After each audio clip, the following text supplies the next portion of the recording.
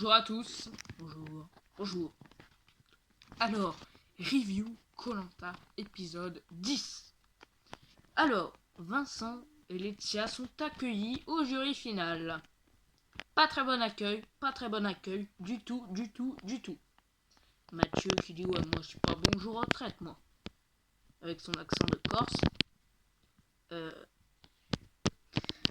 Ensuite, et bien voilà, épreuve de confort, ça, alors ils peuvent choisir un menu, tout ça. Jonathan gagne. Sauf que Jonathan, il a le choix, il choisit deux autres personnes. Et il hésite entre le courrier et la nourriture, parce que c'est le courrier qui va en jeu. Et voilà, il choisit le courrier. Et les deux autres, là, Lucie et Maxime, vont manger leur menu qu'elles voulaient à la base. Voilà. Ensuite, sur le camp, tout ça. Ils discutent pas trop de stratégie. On voit que Flavio et Arnaud sont les plus actifs sur le camp, les autres ils se laissent un peu vivre. On voit que Thomas il est vraiment à bout physiquement. Et d'ailleurs c'est ça qui va jouer sur son élimination, on en reparlera plus tard. Épreuve d'immunité. Il faut gagner de ça. Alors les deux premières éliminées sont Magali et Lucie. Décidément Lucie ne s'illustre pas sur les épreuves. Voilà. Ensuite Laure et Thomas. Ensuite Jonathan. Et enfin Flavio. Et c'est entre Arnaud et Maxime que... On pensait que c'était Arnaud au début, mais finalement c'est Maxime qui gagne. Logique. Rien à dire. Arnaud a du mental et ça se voit. Ça se voit les gars. Alors au conseil, ils sont un peu sur 3 noms. Ils butent sur 3 noms en fait. Entre Thomas qui est fatigué et un peu à l'écart. Enfin voilà, le fait que ça soit le seul jaune de base et qu'il soit mis un peu à dos tout le monde. Voilà.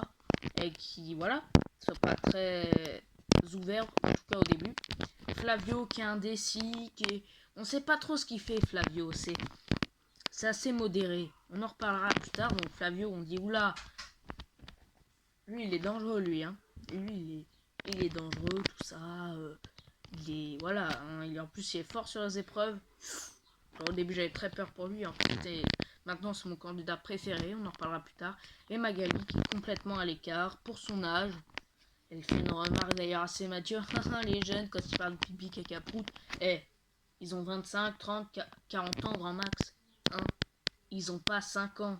Alors arrête un peu et ouvre-toi au groupe. C'est de ta faute si tu ne t'intègres pas. Voilà.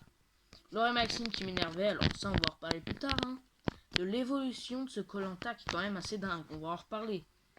On passe vraiment de... C'est très bipolaire ce Koh-Lanta, on en reparlera. Finalement, c'est Thomas qui est éliminé à l'unanimité car il est trop faible. Il est au bout de lui-même, au bout de 30 jours d'aventure sans manger. Vous imaginez bien que, par exemple, si moi j'allais sur une île de Koh-Lanta et que je faisais Koh-Lanta, 30 jours sans manger, je sais pas ce qui resterait de moi sans déconner. Non mais voilà, il est fortement affaibli, c'est pour ça qu'il est éliminé. D'ailleurs, il aurait pu ne pas être éliminé s'il avait gagné le confort. Je m'explique. S'il avait eu de la nourriture, il aurait pu encore tenir 5 jours, vu qu'il reste 5 jours, je crois. Surtout qu'on va bientôt connaître les finalistes, tout ça. Bon, bref. Donc voilà, finalement, Thomas aurait gagné le confort, il aurait mangé. Bah voilà. Il aurait été en excellente forme. C'est pas grand chose à dire. Et ensuite, on va parler de la suite, un peu sur Flavio, caractère que j'aime bien. C'est ce côté indécis, pas trop ouvert à la stratégie, qui se laisse un peu porter par le vent. Et ça, tu vois, c'est à la fois une bonne stratégie, dans le sens où c'est mieux que ceux qui font des grands pactes, qui disent ouais on va éliminer ci, ça, et qui restent vraiment butés sur un nom. Comme a dit Thomas, il vaut mieux être franc, enfin c'est mieux d'être franc dans Koh-Lanta que d'être indécis et de jamais trop savoir où il va. Flavio est imprévisible, Flavio se laisse porter par le vent. Voilà, finalement on pensait que c'était Thomas qui serait porté par le vent, mais non, c'est Flavio. Et lui, franchement, c'est pas un stratège, mais c'est une bonne stratégie quand même de se mettre un peu à l'écart des stratégies. Mais voilà. En fait, ça me fait un peu penser à un Samuel de Koh-Lanta le 4 terres, sauf que Samuel a été vite éliminé à cause du tendon d'Achille.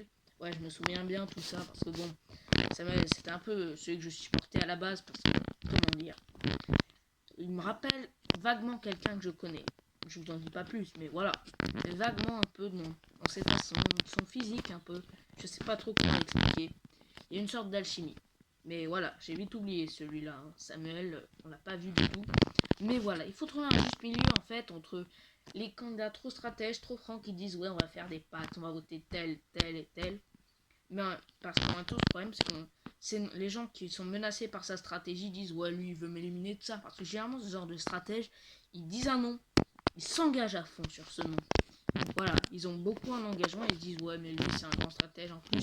Ils sont généralement pas discrets, comme Adrien on l'a vu dans les 4 terres, ils se font griller tout de suite. Donc voilà, les stratèges trop affirmés comme ça, c'est pas terrible. Ils sont vite en proie aux stratégies.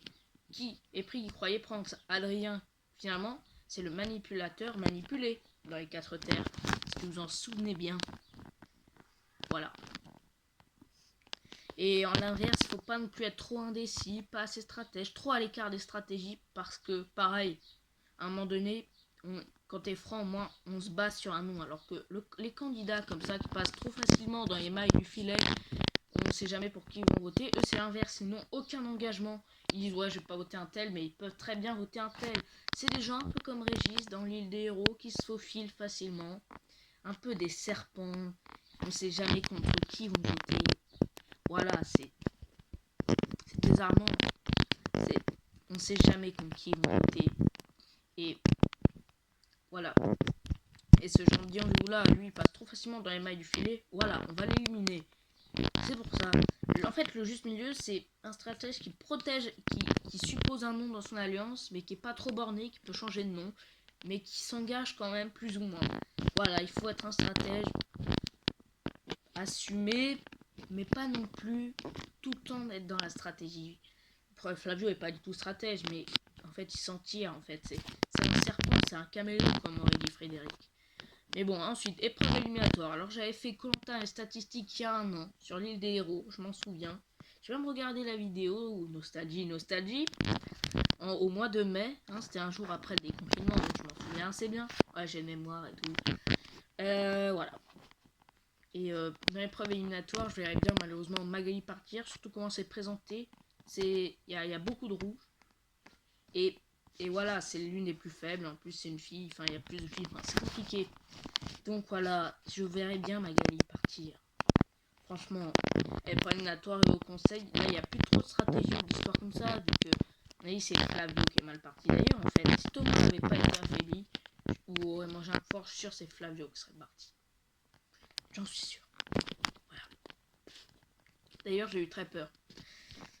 Et puis ensuite, on va parler maintenant un peu des... Comment dire? Qu'est-ce qu'on va parler déjà? Attendez.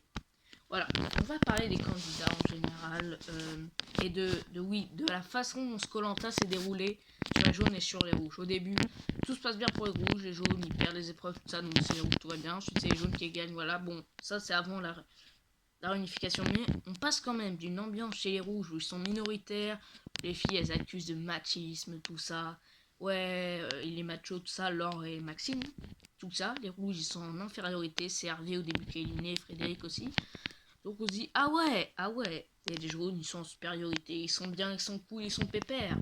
Donc on s'imagine un clan garçon contre fille, plus ou moins. C'est un peu ça qu'ils veulent nous dire. Donc voilà, les rouges sont pas du tout soudés, sont pas du tout ensemble. Ils sont fracturés, les rouges. Voilà.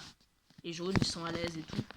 Mais au moment même, avec Vincent, qui a quand même été penché à balance, qui a été un aventurier décisif cette saison, l'ambiance de machisme garçon contre fils s'est plutôt retournée de jaune contre rouge.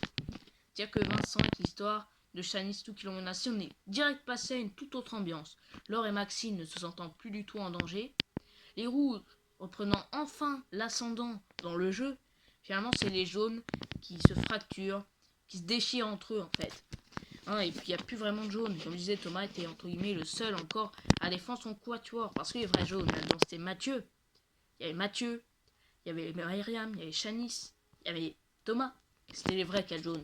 Laetitia, elle était toujours à l'écart des autres, toujours. Elle était un peu seule contre tous. Lucie aussi, au début. Après, elle s'est intégrée chez les rouges. Et justement, c'est ça. Et puis Flavio, toujours indécis, toujours... On ne savait jamais pour qui il allait voter. Comme a dit Thomas dans un interview, il est orange. Ou il est blanc. C'est plus ça, il est blanc.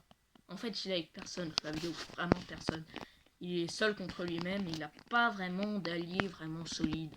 Il n'a pas vraiment d'abattis. Après, il y avait Vincent qui aimait bien, mais Vincent est parti. Donc finalement, on est passé d'une ambiance machiste entre les rouges, tout ça. On accusait, ouais, mais c'est les filles, elles nous en veulent à nous les garçons, ou non. Non, mais c'est les garçons, nous en veulent à nous les filles. Mais avec l'histoire des jaunes, là, et des menaces sur Vincent, surtout que toi, dit, ouais, si tu votes pas un tel, on va t'éliminer après. Là, on est passé à une toute autre ambiance. On est littéralement rentré dans une autre faille spatio-temporelle. On est passé du Koh-Lanta de ouais, ils sont machistes et tout, au Koh-Lanta vraiment jaune contre rouge. En fait, voilà, les jaunes étaient en bonne voie, en fait. Pendant la réunification au tout début. Mais après,